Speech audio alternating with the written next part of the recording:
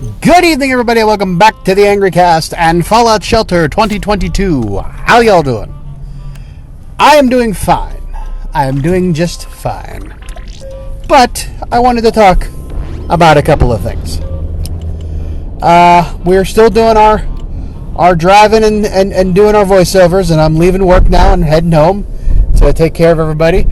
And figured we would have a little talk about responsibility and passing on knowledge. I have a real problem with delegation. I would really love for people to do things for me instead of me having to do that. But a lot of times I don't have the ability to tell them what it is I want them to do. I don't have the ability to train other people. And I also don't have the time. To give you a little background, I have let's see here, probably a 16 year level, set of experience in knowledge management from previous positions up until now. Knowledge management is the idea that if you are, like, say you work in an IT department and you have to fix that, broken thing in a closet somewhere, you document what the symptoms are that it's exhibiting. Oh, it's blinking and it won't shut off and there's music coming from somewhere. And you say, okay, well, here are the steps to fix that. And then here is the reason why it's happening. So you have the issue, you have the symptoms, you have the resolution, you have the root cause.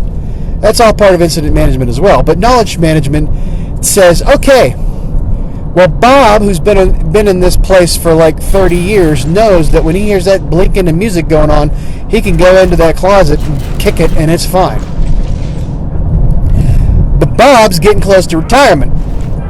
Bob doesn't have a lot more to do, and Bob feels a little bit worried that his job is going to go away if he doesn't have some sort of leverage over the powers that be. So he keeps that information on how to fix that blinking, singing, whatever clock thing all to himself and doesn't share with anybody so that he feels useful.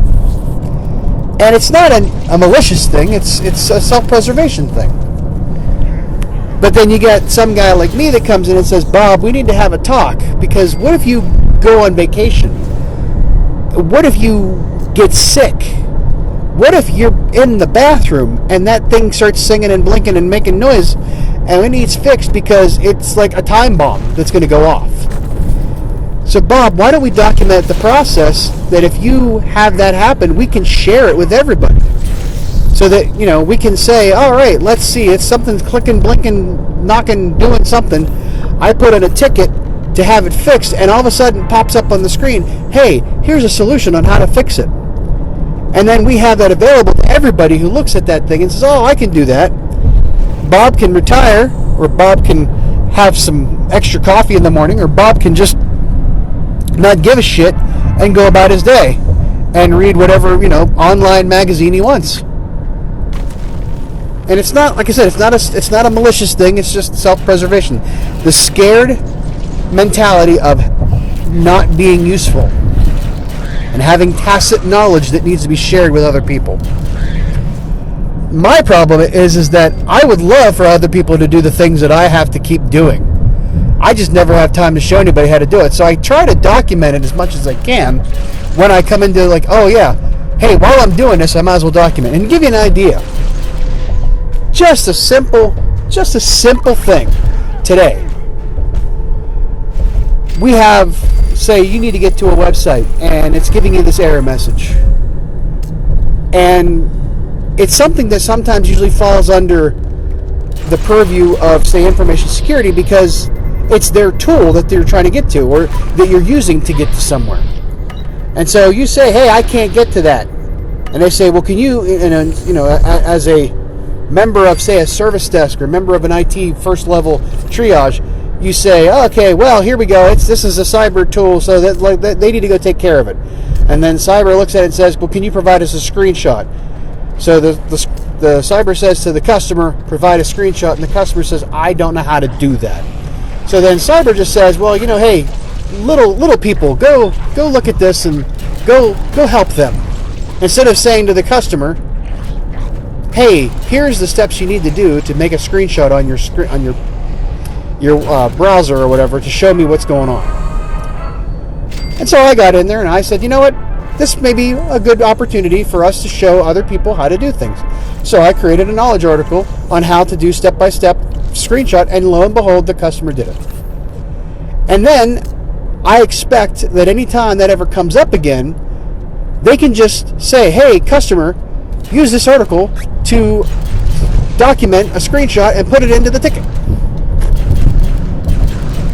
It's called knowledge-centered support.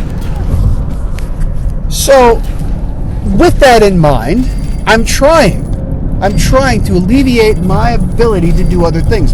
Because the one problem I have in my job right now is I have a lot of responsibilities towards process improvement, making things better, making things more efficient, getting people answers faster, getting people results faster, and automating as much as I can, not for the sake of automation, but the sake of restoring, services to people in a time where we need to be operational, and because it's business critical. But it also spills over into life too, because just like I can't get anything done because I'm too busy handling these little things that other people should be capable of doing themselves, and I can't go and make things better for everybody because I'm too busy fixing other crap. At home, it's the same way. And right now, it's really apparent because, Megan has one arm in a brace, her right arm, her dominant arm. And there are certain things that she has to do with two hands, that, like unscrewing a jar, that I have to handle. And because I'm unable, or she's unable to do it herself, I'm responsible for doing it for her, because I have an able hand. And that presents a problem in that I have to be at work sometimes, or I gotta sleep at some point. And it would be really nice if she had somebody else there to do it for her, or somebody else knew how to do it. It's a slow walk from one example to the other, but you kind of get the idea. We live in a very, very interesting time, because everything that you would ever really need to know how to do that we were taught growing up is available to you out there for free. And I know that's talking about how do I find the bobblehead in Fallout 3 that goes to this. It's how do I change spark plugs? How do I change a flat tire? How do I do this? How do I do that? You know how many times I've Googled or used YouTube to find out how to replace something that is broken in my house? More times than I care to... Watch out, vehicle on shoulder ahead. Thank you, Matilda. That's what I call my GPS, Matilda. It's because Siri was taken. The only times I've done this, I've done it more than I care to comment on, because I don't have someone around to show me how to do it. When I first started out as a homeowner back in 2004, my then father-in-law, Bailey's grandfather, who I'm no longer married to his daughter, but my ex-father-in-law, I should say, he helped me replace a garbage disposal in my sink, helped me replace a hot water tank in my basement, helped me tile a floor. These are things I never knew how to do before.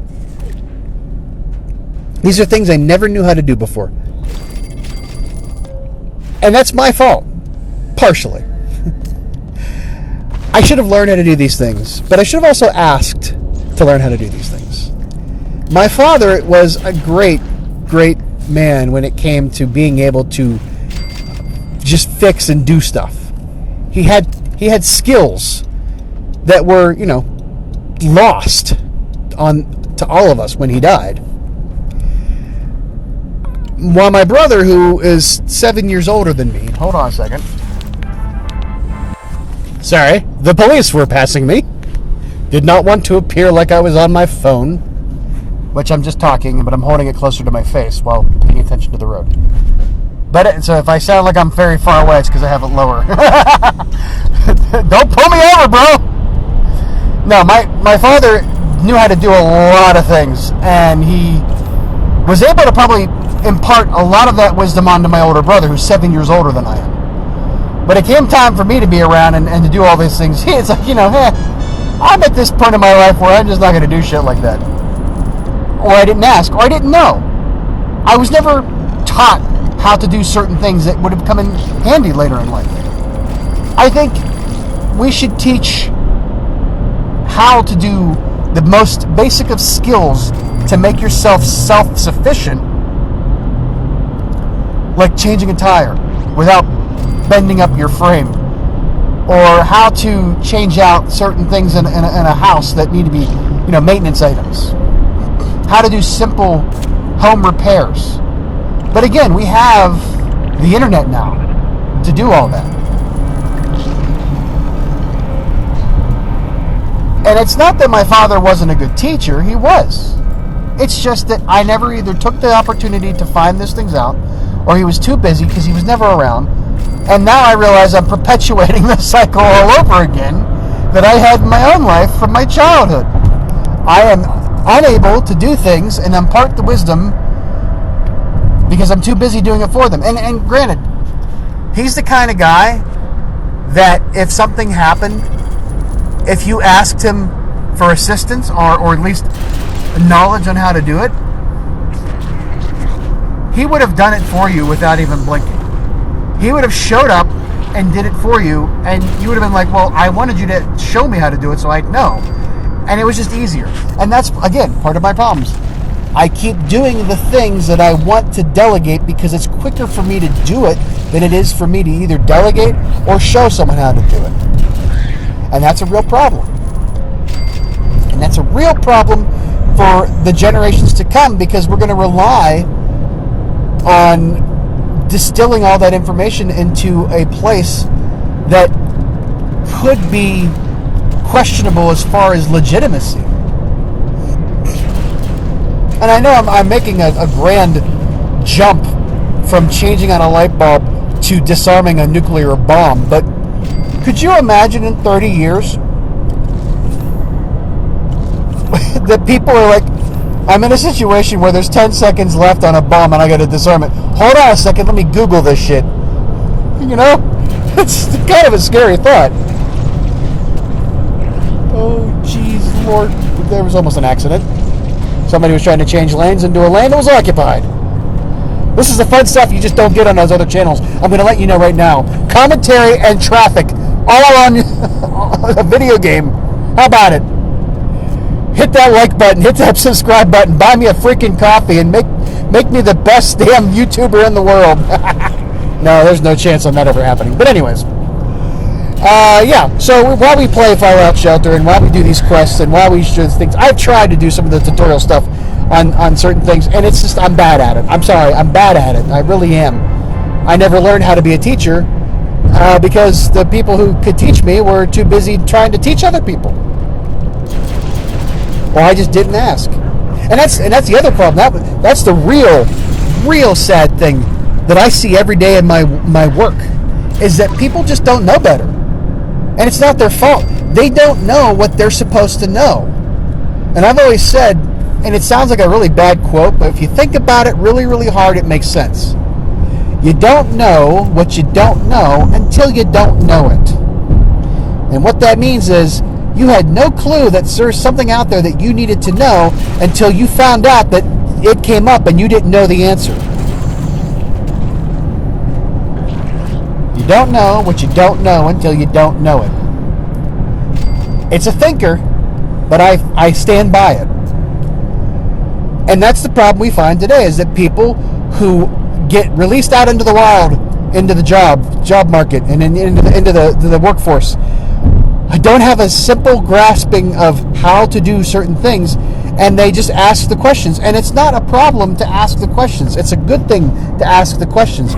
But how we, as those who have the answers, treat those people who ask the questions with the understanding that they are not the last person to ask that question. And wouldn't it be great, wouldn't it be wonderful if we had a system by which those questions were all answered and ready for you? And I'm talking about the small stuff. I'm talking about how do I fill out my timesheet? How do I apply for benefits? How do I do that? How do I get to this, thing? But the real important things, those should be handled like they used to be. Because I'm going to tell you right now, if I could go back 30, maybe even 40 years and say to my dad, can you show me how to do this? I would. Because if anything else, I'd get a little bit more time with him. And I said sounds selfish in saying that I need to monopolize somebody else's time. But when you don't have him anymore, it sucks. And you don't know how you're going to feel about not having them anymore until you don't. And if I just had that time back to take the time and say, show me how to do this, maybe a deeper connection would have been made, and maybe I could figure out how to do that for other people as well. But the problem is, like I've said before, you don't know what you don't know until you don't know it. We're going to cut it here because I need to go find out who's cutting onions around here. We'll talk to you next time. I hope you have a great day out there. Take care of each other. Take care of the planet. Take care of yourselves. Self-care is the best care. And keep on trucking. And we'll see you next time. Have a good one. Talk to you later. Bye-bye.